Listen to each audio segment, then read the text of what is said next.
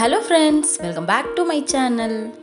இன்றைக்கி நம்ம உருளைக்கிழங்கு புட்டு எப்படி செய்கிறதுன்னு பார்க்க போகிறோம். இல்லைனா உருளைக்கிழங்கு பொடி மாசுன்னு கூட சொல்லலாம். அதுக்கு நான் ஒரு 4 உருளைக்கிழங்கு கட் பண்ணி வேக வச்சுருக்கேன். இப்போ உருளைக்கிழங்கு நல்லா வெந்துருச்சு. இதை எடுத்துடலாம். இப்போ இதில் இருக்க தோலெல்லாம் உரித்து தனியாக எடுத்துடலாம்.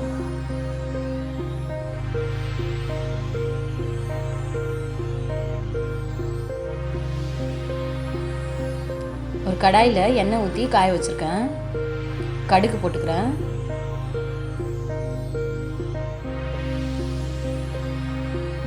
கடுகு நல்லா பொரிஞ்சதும் 1 டேபிள் ஸ்பூன் கடலைப்பருப்பு, 1 டேபிள் ஸ்பூன் உளுத்தப்பருப்பு போட்டுக்கிறேன். நல்லா கலரி விடுங்க.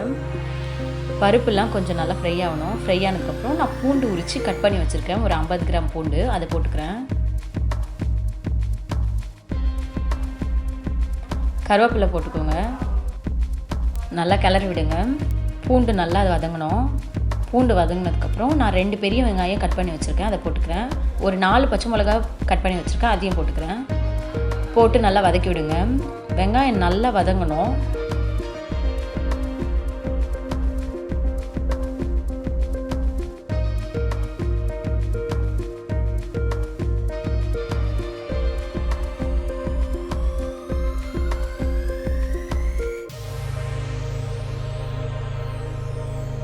இப்போது வெங்காயம் நல்லா வதங்கிருச்சு. ஒரு 1/4 ஸ்பூன் மஞ்சள்தூள் போட்டுக்கிறேன். ஒரு 1/4 ஸ்பூன் பெருங்காயத்தூள் போட்டுக்கிறேன். சால்ட் டேஸ்ட்டுக்கு ஏற்ற மாதிரி போட்டுக்கோங்க. இதை நல்லா மிக்ஸ் பண்ணி கலரி விடுங்க.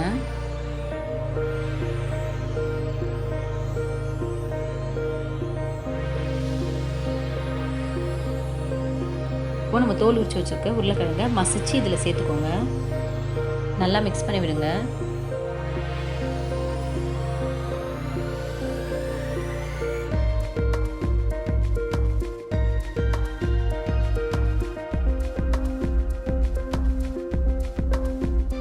கை விடாமல் நல்லா கிளறிட்டே இருங்க.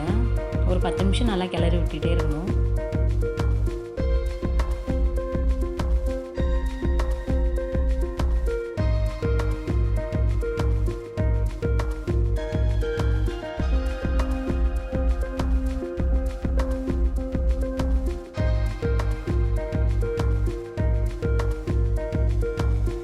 அவ்வளோதான், ரெடி ஆயிடுச்சு. இப்போ இதை சர்வ் பண்ணிடலாம்.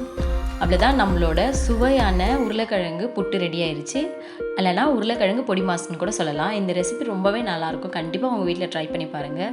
இந்த வீடியோ பிடிச்சிருந்தா லைக் பண்ணுங்கள், ஷேர் பண்ணுங்கள், கமெண்ட் பண்ணுங்கள், சப்ஸ்கிரைப் பண்ணுங்கள். மறக்காமல் பெல் ஐக்கானை கிளிக் பண்ணிடுங்க. பாய்.